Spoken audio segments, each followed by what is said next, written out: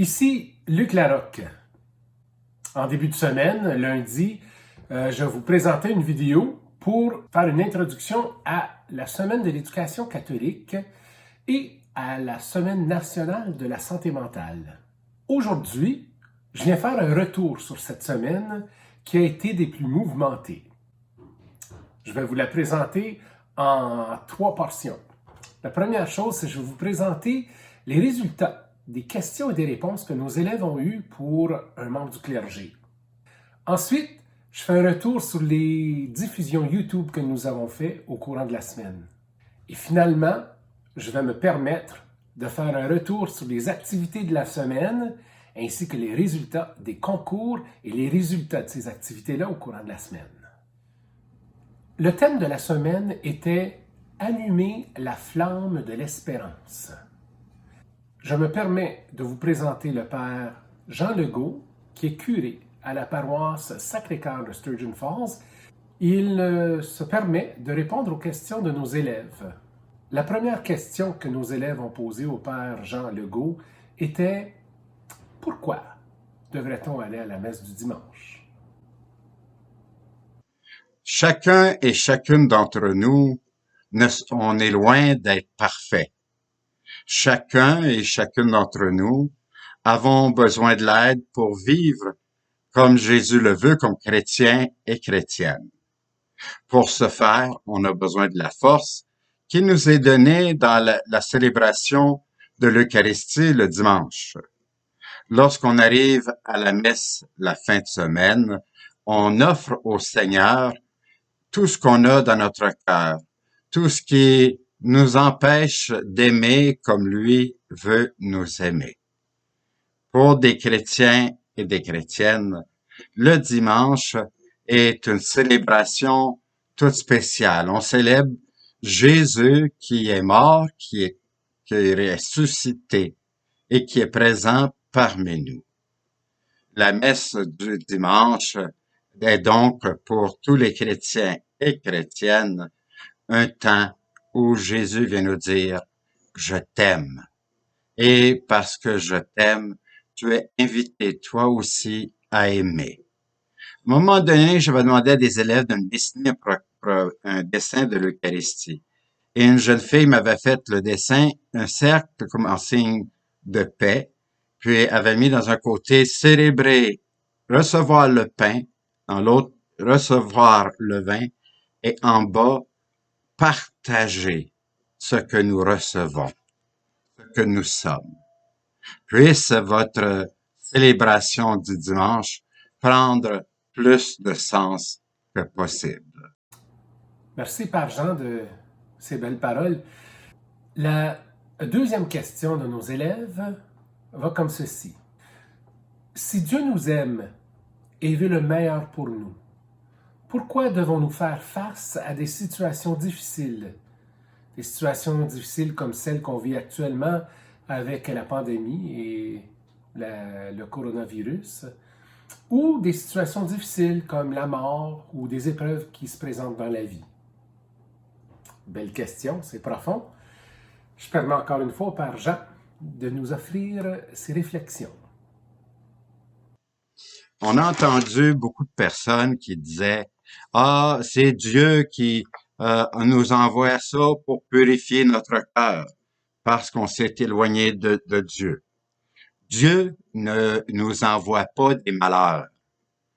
Il nous envoie des forces qu'on a besoin pour passer à travers les dures épreuves.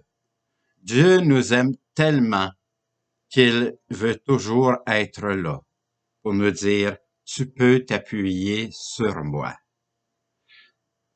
Dans les évangiles, on voit Jésus qui a à cœur la misère du monde. On va voir qu'il va guérir les lépreux, guérir les sourds muets, même ressusciter son ami Lazare. Il fait pas ça pour prouver qu'il est Dieu, mais pour montrer que la misère humaine le touche au cœur. Même lorsque son ami Lazare est mort, on voit Jésus qui se rend au tombeau, et on nous dit « Et il pleura amèrement ». Dieu s'inquiète de chacun et chacune d'entre nous. Puissions-nous le voir dans notre vie et nous appuyer sur lui. Lui dire, Seigneur, viens dans ma vie, car sans toi, je ne suis rien. Merci, Père Jean, encore de votre réponse. Je me permets de vous poser la dernière question, la troisième question, et cette question ici est bien simple. Pourquoi est-ce qu'on a changé le Notre Père? Vous avez probablement remarqué, soit à l'école ou soit à l'église, qu'arrivé au Notre Père, on dit des choses, le Notre Père de façon différente. On a une phrase qui a été changée. Avant, on disait « ne nous soumets pas à la tentation ». Et maintenant, nous disons « ne nous laisse pas entrer en tentation ». La première version qu'on a restée si souvent était vue comme négative. C'est comme si Dieu nous envoyait des tentations pour nous faire tomber, pour voir comment est-ce qu'on était fort. Tandis que ne nous laisse pas entrer en tentation. C'est demander à Dieu qu'il nous aide à passer à travers les épreuves de la vie, qu'il soit avec nous, comme il a été pour ses disciples, comme il a été pour les gens de son temps. À chacun et chacune d'entre vous, puissiez-vous trouver Jésus et Dieu le Père, qui ne vous laisse pas entrer en tentation, mais vous aide. Merci beaucoup au Père Jean de nous avoir éclairés sur ces questions. On apprécie beaucoup votre appui, le cheminement que vous nous permettez de faire dans notre foi, dans notre spiritualité. On apprécie vos beaux mots. Et encore une fois, je tiens au nom de toute la famille Franco-Nord à remercier le Père Jean Legault de votre contribution aujourd'hui. Je me permets ensuite de faire un retour sur la semaine. Toutes les activités qui se sont déroulées du lundi au vendredi, il y a eu une multitude d'activités qui se sont déroulées et ça a été les plus excitant. D'abord, je tiens à remercier tous les élèves qui ont contribué à nos prières quotidiennes. À chaque matin, par l'entremise du réseau social Facebook, le conseil et nos écoles ont été capables de transmettre une prière. J'aimerais remercier tous les élèves qui ont contribué. Si vous n'avez pas entendu ces prières, je vous invite à vous rendre aux pages Facebook de votre école ou du conseil pour être capable de les écouter. Lundi, le père Gérald Lajeunesse, curé à la paroisse Saint-Vincent-de-Paul de North Bay, nous a offert une mise en contexte avec la semaine de l'éducation catholique. Merci de ces beaux mots. Mardi et jeudi, Natacha Labelle ainsi que sa famille nous ont offert 2 histoires bibliques, 2 mises en scène des scénettes qui portent sur la vie de Moïse ainsi que sur la parabole du bon samaritain. Madame Natacha et à votre famille, merci de nous avoir fait cheminer. Mercredi, il y a eu une messe dans le cadre de la Semaine de l'éducation catholique et cette messe a été présidée par Monseigneur Joseph Dabrowski, évêque dans le diocèse de London, et on aimerait le remercier de sa contribution. C'était une diffusion YouTube live. Au-delà de 280 personnes se sont joints à la discussion, à la célébration, et je tiens à remercier tous ceux et celles qui ont participé à cette célébration. C'est bien apprécié. En termes d'activités vedettes, il y en a eu plusieurs au courant de la semaine, mesdames et messieurs, et moi je me permets de faire un retour sur chacune d'elles pour être capable de vous offrir un bilan de ce qui s'est passé ainsi que les résultats de ces activités vedettes-là. D'abord, je vous présente le résultat de l'activité vedette énigme biblique. Vous aviez à trouver des mots un peu partout dans la Bible pour être capable de trouver une phrase. une phrase importante dans l'Évangile. Et je vous ramène à l'Évangile de Saint Jean, chapitre 15, versets 12 à 17. « Aimez-vous les uns les autres comme je vous ai aimé. » Et c'est ce qu'on cherchait comme solution à l'énigme, avoir ce grand commandement où tout le monde s'aime, où tout le monde est ensemble, où tout le monde se permet de créer le royaume de Dieu. Merci d'avoir fait la recherche. J'espère que vous avez été en mesure de la trouver. Si oui, tant mieux pour vous. Sinon, je viens de vous donner la réponse.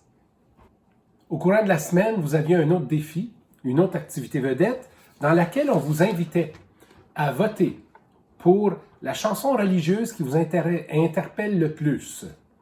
Vous aviez des codes QR dans lesquels vous pouviez aller voir la vidéo de 4 chansons proposées et par la suite, vous aviez un autre code QR pour voter pour la vidéo ou la chanson qui vous interpellait le plus. Avec des groupes comme Glorious, Hopin, ainsi que Natacha Saint-Pierre, vous avez décidé que la chanson la plus interpellante au niveau de la foi se nomme « Le peuple entonne » de Hopin. Alors, si ça vous intéresse à voir de quoi il s'agit, rendez-vous aux activités vedettes pour le duel de musique chrétienne. Vous allez avoir la chance de voir quelles sont ces 4 vidéos et vous allez aussi avoir la chance de voter à votre tour. Autant je vous donne le bilan aujourd'hui, vous avez quand même la chance de voter puis d'offrir votre propre opinion. Au courant de la semaine, je vous ai aussi lancé le défi de faire des coloriages. Des coloriages à teneur biblique ou à teneur spirituelle et on vous invitait à faire ces coloriages-là autant pour approfondir la foi que pour votre bien-être, votre santé mentale. Ça fait du bien dessiner. D'ailleurs, moi j'ai fait des dessins. Je vous présente ici le Christ avec la croix et je me suis permis de faire aussi le Christ ressuscité. J'espère que vous aimez mes dessins, puis je vous invite à aller aux activités vedettes vous-même pour être capable de faire vos propres dessins, vous aussi. Toujours dans le cadre du bien-être et de la santé mentale, vous aviez comme défi ou comme activité vedette celui de bouger avec Monsieur Alain. Son activité physique à l'intérieur vous portait le défi de faire du yoga et de la danse avec lui. J'espère que vous vous êtes amusé avec lui. Je sais que M. Alain Castonguay est très populaire. Surtout avec ses beaux mouvements de danse. M. Alain, merci beaucoup. C'est excellent. Si vous n'êtes pas allé voir ce que ça a l'air, je vous encourage d'aller aux activités vedettes. La dernière activité vedette, c'est celui de créer une vidéo dans le cadre du concours vidéo COVID-19. Les gens ont créé des vidéos pour faire en sorte que nous, membres de la communauté, soyons capables de respecter les 3 consignes de base qui nous sont imposées par le gouvernement. On ne va pas vous présenter les vidéos ici, mais ce qu'on va vous dévoiler, par contre, ce sont les résultats. Pour voir les vidéos qui ont été produites, on vous encourage d'aller sur la page Facebook du Conseil scolaire catholique franco-nantes. Sur cette page, vous allez retrouver un affichage du concours COVID dans lequel il va y avoir un lien pour accéder aux vidéos qui ont été retenues. Pour la catégorie élèves, en 3e place, félicitations à Madame Maude Ouellette, élève de la 4e année à l'école Christ-Roi de River Valley. En 2e place, le prix va à Jaylee Martin, élève de la 12e année à l'école secondaire catholique Algonquin de North Bay. En 1re place, félicitations à M. Gabriel Grégoire, élève de la 5e année à l'école Sainte-Marguerite Dieuville de Verner. La 2e catégorie de prix était décernée aux membres du personnel ainsi qu'à leur famille. En 3e place, Esme et Vincent Bigra, des élèves de la 4e et de la 2e année à l'école élémentaire Christ-Roi de River Valley. En 2e place, Evan Wells est un élève de la 10e année à l'école secondaire catholique Algonquin. Il a fait cette vidéo avec sa mère, Ginette Meyer-Wells, qui est une enseignante à l'école Saint-Thomas d'Aquin d'Astorville. Félicitations. Et finalement, la première place est décernée à Jacob et à Janelle Aubin, élèves de la 9e et de la 10e année à l'École secondaire catholique Franco-Cité de Sturgeon Falls. Ils sont les enfants de M. Serge Aubin, qui est un de nos techniciens informatiques au Conseil. Merci à celles et ceux qui nous ont fait parvenir des soumissions et félicitations à nos gagnantes et nos gagnants. Mesdames et messieurs, c'est un privilège pour moi d'être capable d'être avec vous aujourd'hui pour vous présenter cette vidéo et pour souligner tous les exploits de la Semaine de l'éducation catholique et de la Semaine nationale de la santé mentale. J'espère que les interventions qu'on vous a présentées au courant de la semaine vous ont permis de vous épanouir dans votre foi, de vous épanouir dans votre spiritualité et de vous faire du bien en termes de santé mentale. Je termine en vous rappelant le thème de la semaine. Allumer la flamme de l'espérance. Je me suis permis d'interpeller les élèves de l'École secondaire catholique Algonquin, le personnel de cette même école, ainsi que les gens de la communauté, qui nous interprètent une chanson qui s'appelle « Espérance ». Selon moi, elle incarne tout ce que nous avons fait cette semaine et elle va nous propulser à garder espoir pour ce que l'avenir nous réserve. Des quatre coins du monde, un cri espérance, une lumière dans la nuit, espérance, pour tout l'amour du monde qui crie délivrance, une prière qui se chante et se danse, des quatre coins du monde, un cri espérance, une lumière dans la nuit, espérance, pour tout l'amour du monde qui crie délivrance, une prière qui se chante et se danse, espérance. Restez en santé, restez en toute sécurité et que Dieu vous bénisse.